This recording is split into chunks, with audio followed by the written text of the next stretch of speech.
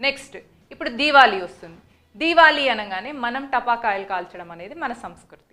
So దీన్ని ఇప్పుడు air pollution అవుతుంది అని ఒక టైం స్లాట్ తీసుకొని దాని మీద టీవీ డిబేట్ పెట్టేసి దానివల్ల మనల్ని సైకలాజికల్గా ఆ పండగ నుంచి దూరం చేయడము అనేది దీని ఉద్దేశం. సో ఈ రిలీజియస్ కన్వర్షన్ మిషన్లో పొలిటికల్ సపోర్ట్ కూడా ఉండడం అనేది ఒక దురదృష్టకరమైన స్థితి.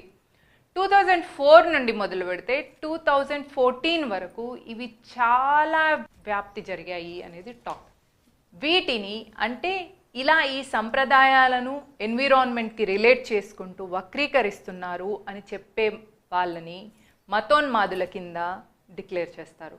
వాళ్ళ మీద లేనిపోని యాక్ట్స్ పెట్టేసి లేనిపోని కేసులు పెట్టడం అనేది మనం 2004 నుంచి 2014 వరకు చాలా జరిగి ఉంటాయి. మీరు దాన్ని కావాలంటే ఒక రీసెర్చ్ చేసి చూడండి. ఈ ప్రాజెక్ట్